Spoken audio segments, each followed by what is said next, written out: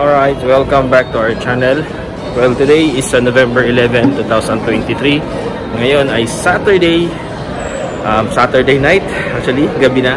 Meron kaming konting bonding with Isamoto-san.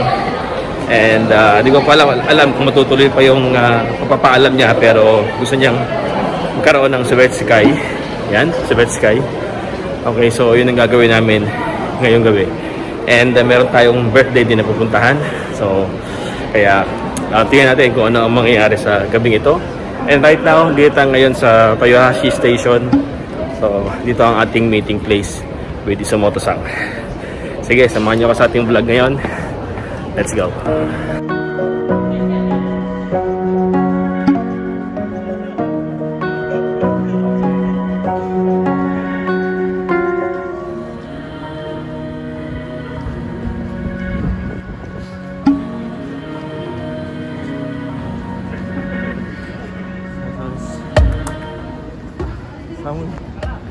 Arigatou.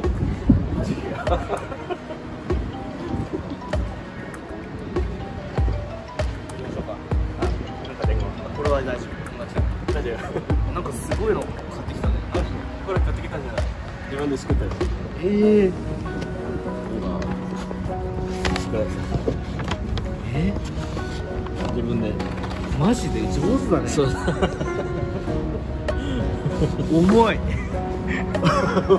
ちょっと重い。重いで。気持ちが強すぎる。あ、そういうこと？怖い。怪しい。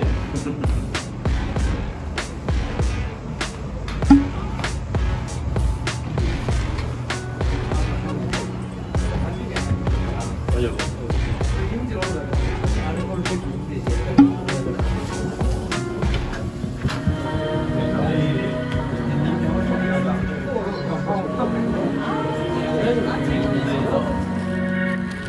？Okay, it's already 4:20 in the morning.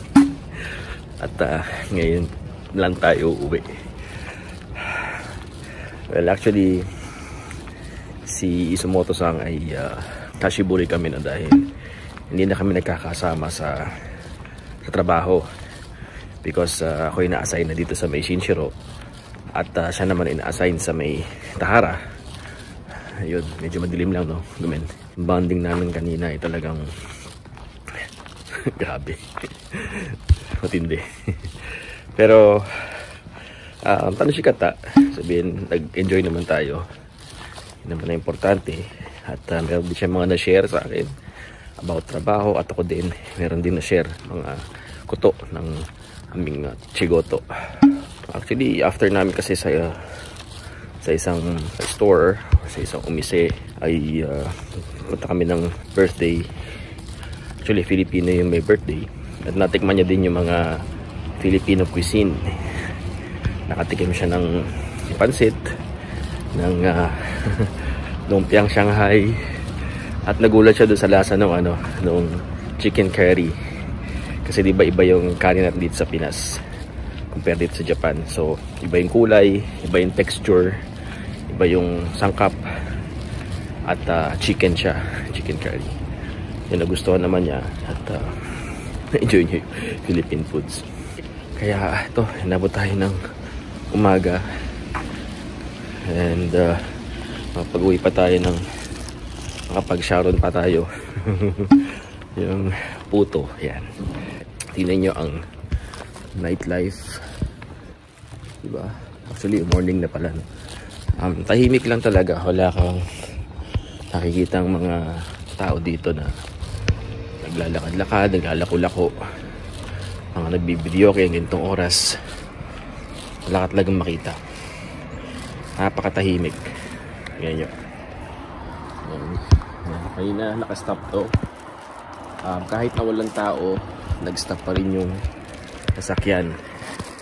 Talagang sinusunod nila yung ang batas kahit na walang tumitingin. Magandaan sa Japan. Tahimik talaga. Yan nyo, ha. Yan, may mga ano lang. Yan, napakatahimik. Meron lang minsan na ano, syempre sa police, may nagpapatrol na police. And sometimes may mga lasing na alam niya, nagkakaroon ng trouble. Kaya minsan may mga police talaga na nagpapatrol. Ano kaya yun? Mukhang malapit na yung tunog eh. Okay. Ano kaya yun?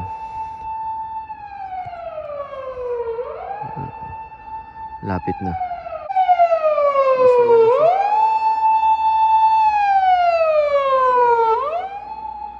Doon kasi papuntang ano doon.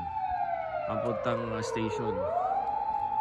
Tayashi Station. Siguro may nangyari nga no, trouble minsan. Mga nagkaaway or minsan. Ayan. Pero nanggaling pa doon no. Nanggaling pa doon siya. Hintay natin mag-go. Go. Alright. Okay. So, nandito tayo sa looban.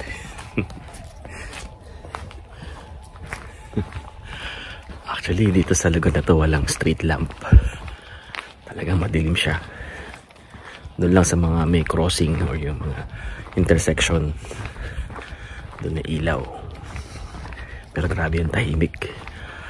Alam niyo ba guys, kapag halimbawa ganito tahimik, tapos nag-ingay ka pa sa bahay mo or sa apartment, makanta-kanta ka ganyan, or kahit na naglilinis ka, nag-vacuum, naglaba ka, syempre maingay yung washing machine. Ayun, may kakatok sa yung pulis. Kasi yung kapitbahay, hindi sila mismo ang nakikipag-usap, nakikipag-confront na sa kapitbahay na maingay. Tumatawag sila ng pulis. So yung pulis mismo ang kumakausap. Kaya ganun. Kaya hina ng boses natin. Tingnan nyo.